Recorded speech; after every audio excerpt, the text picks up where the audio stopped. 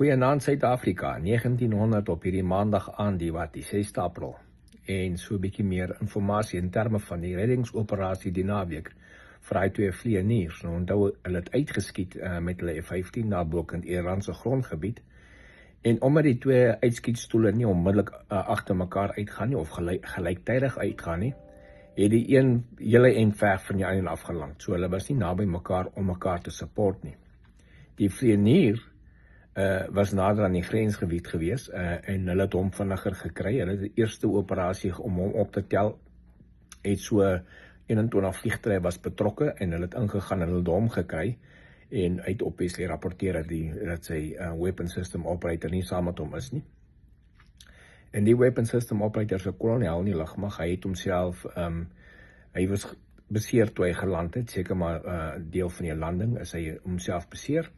Maar hy het homself soos enige ou wat escape and evasion sal doen, weg van die omgewing gegaan waar hy lê, geval het, waar sy uitskietstoel lê. En dis in die bergagtige area, so hy het homself teen die berg op begin werk, waar hy op 'n plek kan wegkruip om sig oor die area om hom te kan hê en ook dan van daar af sy transponder aan te sit, dat die mense kan sien waar hy is. So die operasie dan begin en dan die volgende dag het hulle nou begin ernstig soek vir die hulle het onmiddellik begin soek vir die weapon system operator, maar die volgende dag het die operasie baie groter gegaan. In so terme dat hulle 150 vliegtuie gebruik het. En die rede hoekom 150 vliegtuie gebruik was om een ou te soek, was al baie 'n groot gedeelte daarvan was om die vyand weg te lei van die weapon system operator af. So hulle het pakkies van vliegtuie gehad wat in sekere plekke gaan rondsirkel en soek het en informasie gelek het. En dit is waar die IRCJ se mense gegaan het met hulle sien daar's 'n klomp vliegtuie wat sirkel op 'n plek, so hulle moet seker maar daar soek. Maar dit was ver van die eintlike vlieënier af. Intussen om op te tel op die grond het jy helikopters nodig. En hy was so diep in Iran en nog steeds.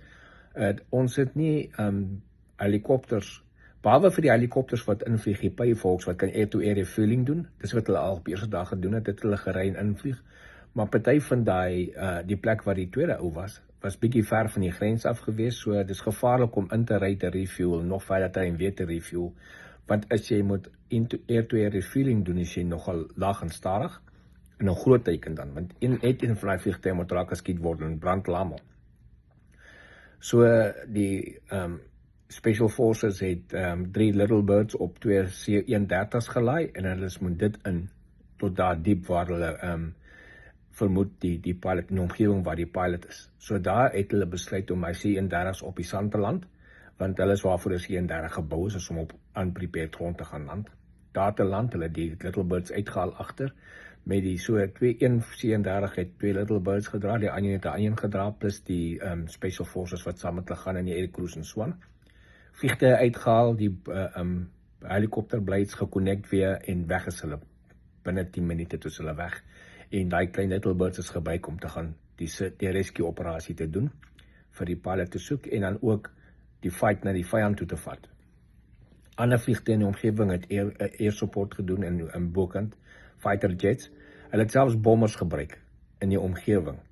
Deel van hierdie operasie het die B-2's ingekom met Big Ordnance Penetrator, 'n groot bomme wat hulle laas jaar gebruik het op hy bankers, het hulle weer gedoen en hulle die haka van 'n ondergrondse banker haka van Iran uitgehaal net buite Teheran. So daar was baie distraction op ander plekke met groot bommers en fighter jets wat strikes doen op ander plekke om die ouens weg te trek van waar die eintlike rescue was. So het hulle die pilot, die weapon system operator opgelei, teruggekom, toe kom hulle agter, okay, dus hulle gaan die helikopters in die flossie kan inkry weer nie, want die flossie sit vas in die sand.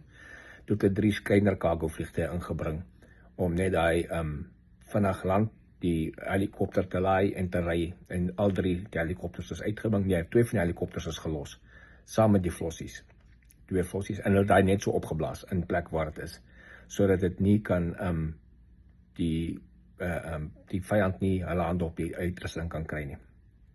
En daar het hulle dan die res van die crew opgetel met 'n kleiner vliegtuig en helikopters en uitgevlieg en so het hulle teruggebring en almal uitgebring. Dit was die rescue poging vir die naweek, hoe dit heeltemal uitgespeel het. Ek is Monay Botha, Koppel Stereo se korrespondent. Geniet die dag.